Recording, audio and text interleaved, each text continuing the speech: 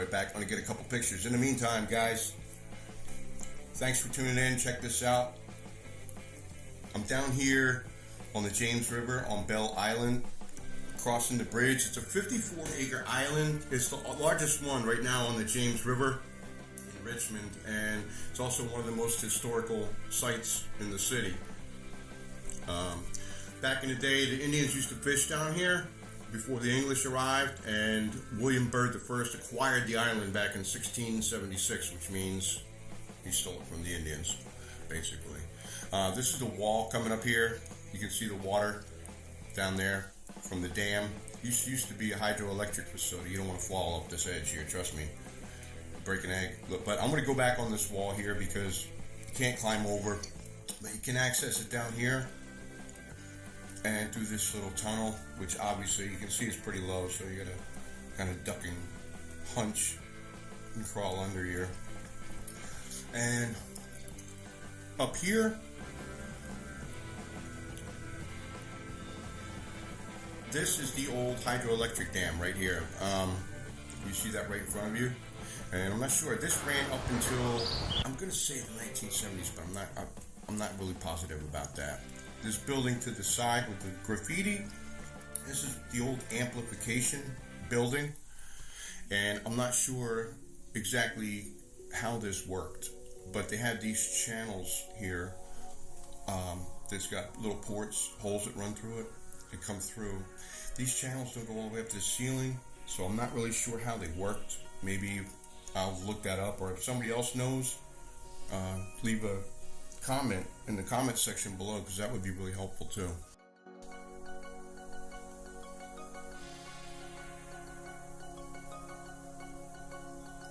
Now there's no way I can really get up to the second floor unless I had like a knotted rope or something and a hook to toss up. But people have been up there before, so obviously, but there's no stairs or anything here, so they tore that all out. I'll see on this side, I'll show you. They're a lot different. It's probably dark, but the channels on this side, they go all the way up to the ceiling. So they are different, but they're the same exact width and everything like that. So I don't know.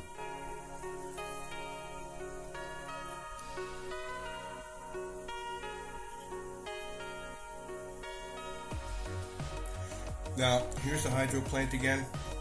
And this gate used to be open, and then they chained it and padlocked it, I guess the park commission or whatever. But people kept coming back and with bolt cutters, cutting the chain and coming in here anyway. And those base platforms ahead, that's where the big hydroelectric pumps used to be, and with the turbines. And those ports on the right, that's where the water came through. It was connected to those pumps at high velocity, spun the turbines, went through the amplification building, and went up to the city to power streetcars, to power the iron forgery up there. Foundry, excuse me, not forgery. Foundry, yeah, they forged an iron factory. They used to make all the nails, the cannonballs for the ships, and everything during the Civil War, so it's pretty cool. Somebody drugged this tree. I don't know how they did it, but this tree goes way down. Look how long this is. It goes down past this other one that's broken. They managed to drag this up here to put in front of the window so people could get up. I don't know how they did that, but this is the head cleaner. Check this out.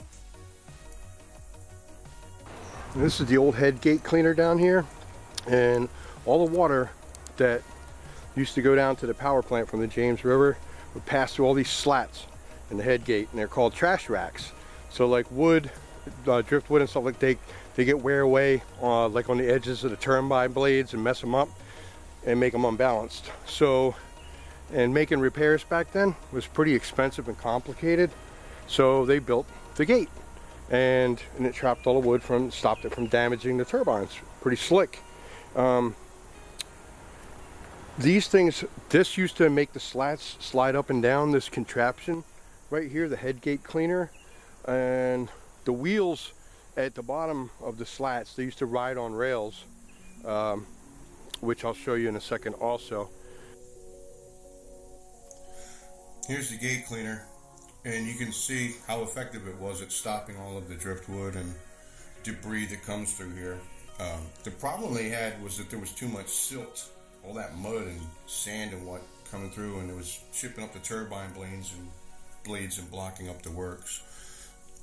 And this is the overpass, like the wall. And over here on the left, you can see how the water used to come through here, through the gateway. And that's where we just were. Gonna duck under here, but I'm not sure what the chute was. And we're gonna go down toward the river. This is really awesome. It's a great view. A couple teenagers hanging out. Say hi to them, be on my way, but enjoying the day with everybody else. You see there's no railings, so you don't want to bring little kids down there. You got to be careful. You can fall off. Party time. Look at them. See everybody partying out there? Imagine if you were like a 15, 16-year-old Indian teenager back in the day, and you were down here fishing, and as your rite of passage, you had to like ride a 300-pound pregnant surgeon upriver. Can you imagine riding a 300-pound fish and then falling off, and everybody making fun of you, and then none of the girls are going to want to be with you, you know, because you're not a man yet. Pretty crazy. Now I had to try to negotiate this. I'm going to try and jump across, which I did do, but I had to shut the camera off, obviously. So.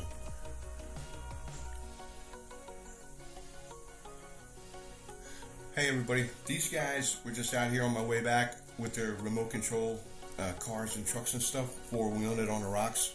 I guess it's cheaper than having a real four-wheel drive, right? That was cool. And right here I take my first fall. Oh, just took a header. First fall of the day. That hurt. Cracked my knee on the rock, but it's alright.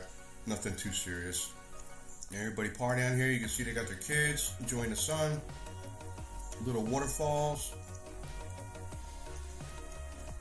Well, I hope you guys enjoyed this. I'm going to go spend some time. Have a good day. Thanks, everybody.